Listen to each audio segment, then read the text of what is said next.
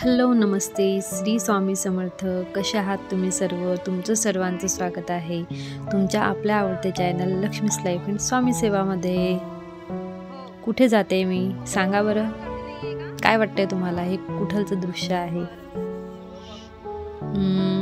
स्वामी समर्थ महाराजांना भेटायला आली आहे मी अक्कलकोटमध्ये. आणि स्वामी समर्थ महाराजांनी माझी खूप खूप मोठी इच्छा पूर्ण केली आहे. 31 डिसेंबर बघा, माझ्या मनात सुद्धा नव्हते की असं काही घडू शकतं. स्वामींनी मला 31 डिसेंबरला त्यांच्या अक्कलकोटमध्ये बोलवलं आहे. आम्ही आता खंडोबा महाराज, जिथे स्वामी आले होते सर्वात पहिले, त्या मंदिरात जातोय. मला खरंच विश्वास बसत नाही आहे की मी खंडोबा मंदिराजवळ आहे. हे ते खंडोबा मंदिर, माझे स्वामी आहे जिथे सर्वात आधी आले होते, ते हे खंडोबा मंदिर. भाग्यवान लोक जे अक्कलकोटमध्ये राहतात. हे ते खंडोबा मंदिरमधल्या त्या मूर्त्या ज्या स्वामी घेऊन बसले होते. 3 दिवसापर्यंत ह्या मंदिरातच बसले होते स्वामी, काही न खाता. आता आपण कुठे आलोय? आपण आलो आहोत चोडप्पा समाधी मठ. चोडप्पा महाराजांचं घर म्हटलं जातं ज्यांना, जिथे महाराजांनी समाधी घेतली होती. तिथे इतकं सुंदर वातावरण, इतके भारी भजन इथे चालत होते ना. मला तर असं वाटत होतं मी इथे आरामात 8 ते 9 तास एकसारखी बसू शकते. इतके भारी भजन चालू होते. आपण आनंद घेऊया त्या भजनांचे, कारण स्वामींचं नामस्मरण आणि भजन. आणि मेन म्हणजे गर्दी तर खूपच जास्त होती. इतकी गर्दी याच्या आधी मी आली होती इथे, तेव्हा मी नाही पाहिली. पण 31 डिसेंबर होतं शायद, म्हणून, किंवा नवीन वर्षाची सुरुवात होणारी होती म्हणून एवढी गर्दी असेल. मी याच्या आधी जेव्हा आले होते ना, तेव्हा इथे खूप वेगळं होतं. मला समजत नव्हतं की लाईन कुठून लावायची आहे, म्हणजे कोणत्या साईडने आपण तिथे स्वामींजवळ जाऊ शकतो, समजत नव्हतं मला, कारण गर्दी खूप जास्त होती. आणि याच्या आधी जेव्हा आली होती तेव्हा इतकी लाईन वगैरे नव्हती. आता कदाचित वर्षाचा शेवटचा दिवस आणि नवीन वर्षाचा सुरू होणारा उद्याचा दिवस होता, म्हणून इतकी भीड असेल इथे. पण खरं सांगू का, स्वामी आईंजवळ जाऊन इतकं मन प्रसन्न झालं मला, स्वर्ग भेटलं होतं माझं. आणि माझी इच्छा स्वामी आईंनी जी पूर्ण केली ना, काय सांगू मी तुम्हाला. स्वप्न होतं माझ्याकरता. भजनांचा आनंद घेऊया, मग तुम्हाला सांगते मी व्यवस्थित सर्व हे मी काय काय पाहिलं तिथे.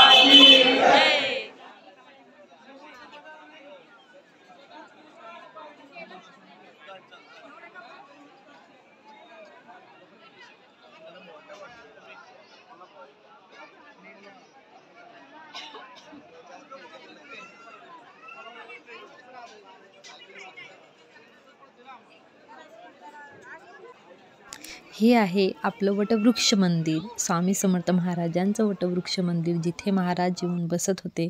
आपण तिथेच आहोत आता. इथे पण खूप गर्दी होती, म्हणजे लाईन खूप जास्त वेळ लाईनीमध्ये आम्ही थांबलो. इथे हळूहळू लाईन चालत गेली आणि स्वामींच्या दर्शनाकरता आम्ही आतुरतेने पुढे चालत गेलो. तिथे भजन ऐकून इतकं मन रम्य होऊन गेलं होतं ना. आणि खरंच सांगू का, असं वाटतं ना, ज्या वेळेस आपण तिथे बसतो त्यावेळेस खरंच स्वामी समर्थ महाराज आपल्यासोबत असतात आणि आहेच तिथे. आता ना मंदिराचं खूप सुंदर असं नवीन बांधकाम चालू झालं आहे बघा, किती मस्त आहे. एक वेगळा राजवाडा टाईप स्वामी समर्थांचं वटवृक्ष मंदिर हे तयार होत आहे.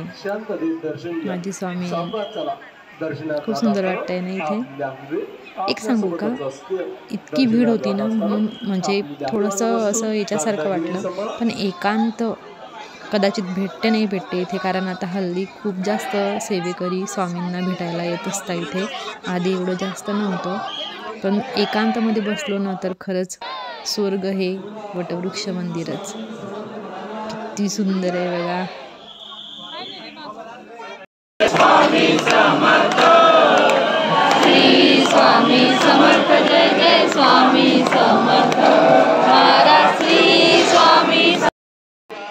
एक सांगू का, ज्यावेळेस आपण फक्त स्वप्न पाहतो की मला इथे जायचं आहे, पण ते आपल्याला असं वाटते यार नाही जमणार, नाही जाऊ शकणार आपण, आणि ते एकदम प्रत्यक्षात येते तो ह्या क्षण. मी विचार केला होता फक्त, मी म्हणजे माझी जे ताई लोक होते ना, आम्ही जे फोनवरती बोलायचं त्यांना मी म्हणायची की स्वामी मला कधी अक्कलकोटला नेतील, स्वामी मला कधी अक्कलकोटला नेतील.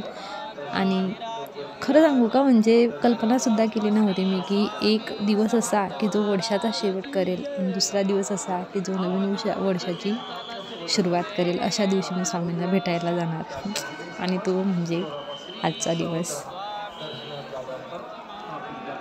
आले मी स्वामी आईंचे दर्शन करून आणि खूप सुंदर दर्शन झाले स्वामी आईंचे. स्वामी आईंना पाहून मला तर रडू आला थोडासा आणि खूप भारी वाटलं. अशा प्रकारे माझी अक्कलकोटचा ह्या सुंदर असा प्रवास संपन्न झाला स्वामी महाराजांच्या, स्वामी आईंच्या कृपेने.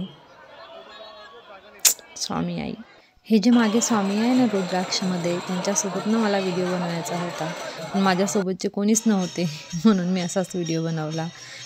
तर कसा वाटला तुम्हाला आजचा व्हिडिओ नक्की कमेंट करा. श्री स्वामी समर्थ.